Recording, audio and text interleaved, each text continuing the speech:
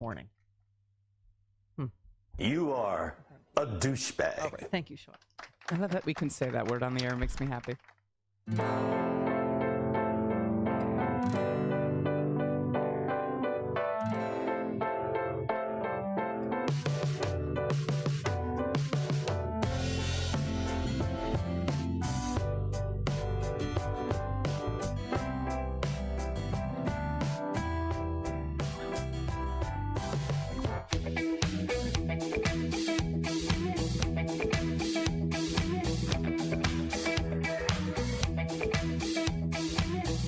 Stephanie Miller.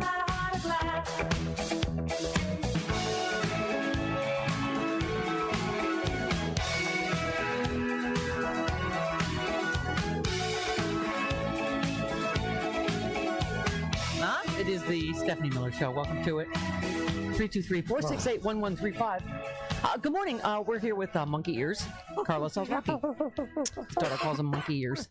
Yep. Huh? She said I had monkey Yeah, you can't see him because of the headphones. That's why you like doing radio. Yeah, exactly. Hide your monkey I wear ears. my cans everywhere now. There you go. Okay. Look who's here. Now listen, right-wing people telling you, keep away from a rockabilly suit. Now, hey, hey, whoa, hey, hey, Hey. whoa, Hey, hey, hey, What? whoa, hey. Hey. Hi, Sue. Can I change my name to the Princess of Wales? Yes. Yes. All right. Hola, Carlos. Hola, buen día. Here are your whales.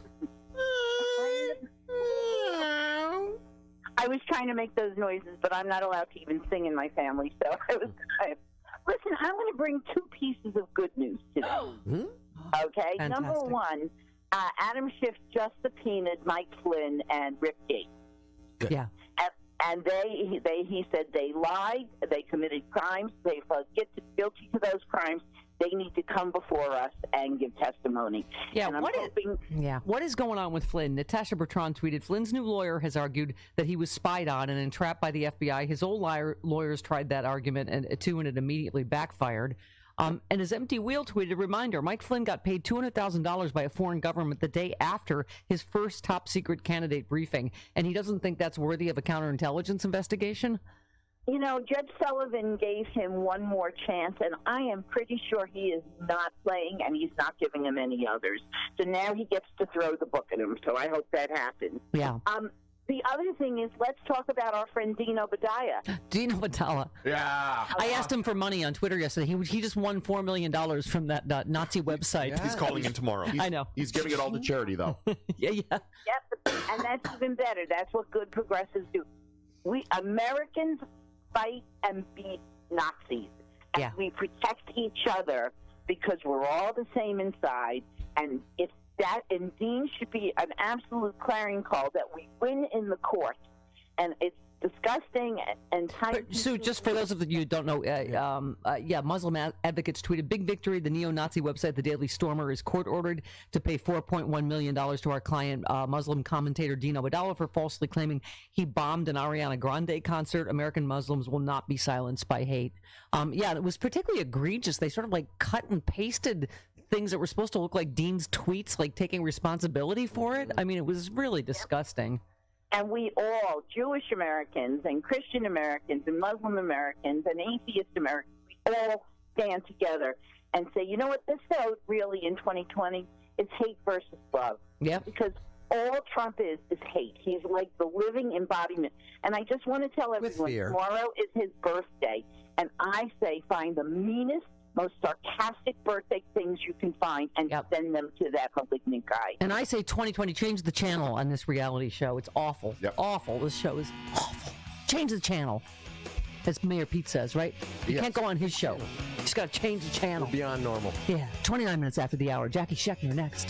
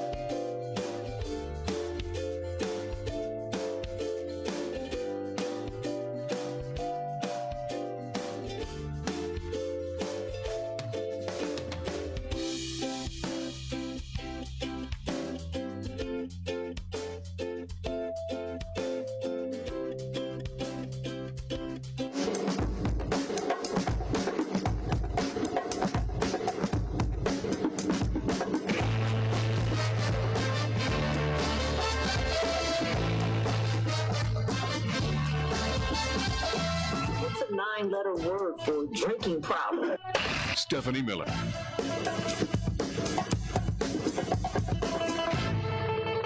It is the Stephanie Miller Show. Coffee with Carlos Alzaraki. Before we talk to Jackie, I'm learning about what they think they have on Lindsey Graham and something called CBT. and I'll discuss that during the break. Yeah, we can't talk. I don't know what it is. It's kind of what not happened good. to Matt Gaetz in that story, except Okay, Lindsay does it for fun. let's move on.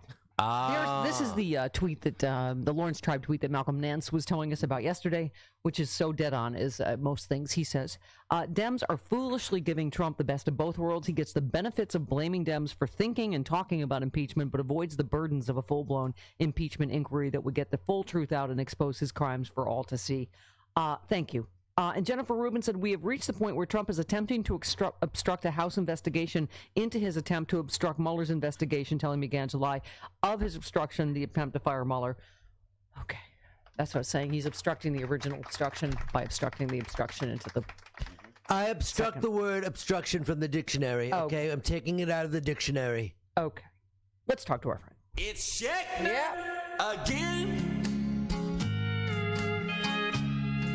The tongues she'll be twirling. She's my favorite news girl, and it's Jackie Scheckner again. Good morning, Jackie Scheckner. Oh, good morning. Would you like to explain the exact level of gob and smacked that you are by this latest turn? Stupid, it burns. I don't. Just when we think we can't be shocked, right? You're like, did I just watch that? Was that not just treason live on TV again? I'm not surprised. I mean, he did it. He's defending it. His supporters will now say there's nothing wrong with taking opposition research. I mean, this is par for the course. And the longer we sit around and do nothing, the longer this narrative takes hold. I mean, that's the problem. You can't just let him define the narrative. It's going to be about 30 seconds before Fox News replicates or echoes what he says. And now it's everybody does it. And no, they went into damage control mode immediately, Jackie. Last night, Ingram and Hannity are like blame Stephanopoulos, and they tricked him. And then Laura Ingram's like, how could his team have let him do this? And oh my God, it's everybody's fault, right? Except for Trump. Oh God, no! He's not responsible for his own words or behavior or spelling errors. Yeah. So, Carlos, were you reading the Lindsey Graham tweet? I was talking about that. I'm trying to print it out for you right now. Lindsey Graham this morning, CNN asked him, what do you think of, can you defend Trump on this? And he's like, oh, well, the Democrats, they used Christopher Steele. Oh, God. Can I explain? Yes, please. I'm raising my hand. Please. Yes. Jackie? Okay. Who has an Ivy League degree? Oh, Jackie does. Okay, Jackie, you answer. So Fusion GPS started doing some research for a Republican who didn't like Trump. Yeah. And in the primary. Correct. Yes. And then when it looked like Trump was going to get the nomination, the Republicans said, oh, forget it, and gave up. But Fusion was concerned by what they found, and so they shopped it around and said, can we find someone else who's willing to continue to fund the research? So then they found the Democrats who were willing to fund the ongoing research, and they were concerned by what they were finding out. There was something going on with Trump and Russia, but they weren't entirely sure, and they didn't have the contacts to dig in deep. So they went to Christopher Steele, who was a subcontractor and a former British intelligence agent, and said, see what you can find out about Trump and Russia. Didn't give him any more of a mandate than that. They just said, there's something going on here, and we need you to figure out what it is. Right. And so Steele worked as a former British and Britain ally, right? Yes. British intelligence officer, worked his contacts and said, what do you know? And what are you hearing about this? And did some old-fashioned investigative work as an intelligence officer, and discovered what he put in his notes it was just raw notes. And he was so concerned about what he was finding out, he kept turning the notes over to Fusion GPS, saying, here are my notes. There wasn't an actual formal dossier. Yeah. It was just a collection of memos and notes. And then he was so concerned by what he was finding that he went to the FBI. Right. Mm-hmm. Christopher Steele found a contact in Rome, an old contact of his in Rome, was with the FBI, and went directly to him and said, I am concerned about Trump's contacts with Russia. I mean, Christopher Steele is the hero in the story, not the villain. And by the way, isn't that part of the genesis why Trump hates John McCain so much? Because explain where McCain comes in with this, the dossier. Because what happened was once Steele turned the information over to the FBI, he was very concerned that the FBI didn't seem to be doing anything. Right. And then the New York Times came out with an article saying there was no mention of any wrongdoing, and they were talking about the Hillary investigation, but no one was talking about the Trump investigation, and Steele was really concerned. So he ended up handing the memos over to someone who worked for McCain to try to get this into somebody else's hands. I mean, this was Steele screaming from the rooftops, like, there's a real problem here, somebody pay attention. And he couldn't understand. He thought maybe there was a cover-up or something going on, because he couldn't understand why it was the investigation into Trump wasn't getting the same attention that the investigation into Clinton was. And with the Clinton email investigation, there was nothing right about. At the Trump investigation, he was uncovering all the time more and more potentially like damaging information about what the man who could be elected president was doing with a foreign adversary. Yeah. That he was possibly seriously, deeply compromised. And we know this because he was working on a deal to build a tower in Moscow during the election and then lied about it over and over and over again. I mean, it's so black and white. It's so plain and simple. And yet the propaganda machine has made everybody question which end is up and why it is that with the president of the United States is now at the point where he's openly saying he would accept help from a foreign adversary because he already did it. Yeah. It's so unbelievably infuriating. And the fact that they're trying to now turn this around on Christopher Steele, who did the right thing and went directly to the FBI, is disgusting. Yeah. This is 16,000 news cycles ago, but I love that you retweeted, Fordham confirms that the Trump team threatened the school if his grades became public. You just said, nothing to hide, most transparent president ever, spent years demanding Obama's transcripts and birth certificate. Tell me how anyone defends this. I mean, and it's not just that, it's everything, right? We've got him furiously trying to hide everything. Deutsche Bank, right? His business records, his taxes, his... Stormy. Look, I was on with John Fugelsang yesterday, and we had somebody call into his show who was a Trump supporter. I heard, John likes to talk to them, and we said, like, do you know X, Y, and Z? And have you read them? No, I didn't read the Mueller report. Who has that kind of time? Okay, did you read the executive summaries? No. Have you bothered to learn anything that's in the? I don't care. I don't care what's in it. My life is fine. I don't care. And that's the problem, is that there's been this, Barr got out ahead of it, 3 weeks ahead of it. And then Trump was this no collusion, no obstruction. And the media, Trump knows how to play the media, and the media narrative took hold, and Fox amplified it, and all of the right wing sources that and the far left, Greenwald guys. Right. No. And it pile on top of each other. And next thing you know, we've got this totally false narrative about what the Mueller report says, and now we're playing catch up. But they don't care about facts. They're not the least bit interested in the truth, and it's totally infuriating and terrifying. And if you think that you can get through to people and give them real information and think they'll come around, sadly, I think we're at a point where we've lost them all. And I don't. That's why John is way more man than I'll ever be. I don't have. No, I'm sharing one last nerve, and I can't. I'm afraid to. I'm with you. But it's fascinating to hear how much denial there is. I know. And it's not like a but. It's they call here, but it's like the Gong Show. They get, what would you say, Sean? Of course. 8 seconds. It's kind of what I always said, though. America's sort of devoid of its own culture, because that pinpoints it. The only thing that matters to American is I'm doing well. My economy's better. So we're essentially culturalists. We don't care about information or art or whatever. Nope, as long as my wallet's good. Yeah. I don't care what it does. the sad part of it, and I'm not a huge fan of organized religion in general, but I will say that the bad part about all of this is you've got people out there who are hiding behind Christianity, who aren't behaving like good Christians. I mean, the whole concept, from what I understand, is about loving your neighbor and taking care of each other and being concerned about the community as a whole. I mean, that to me is what I would imagine good organized religion preaches, right?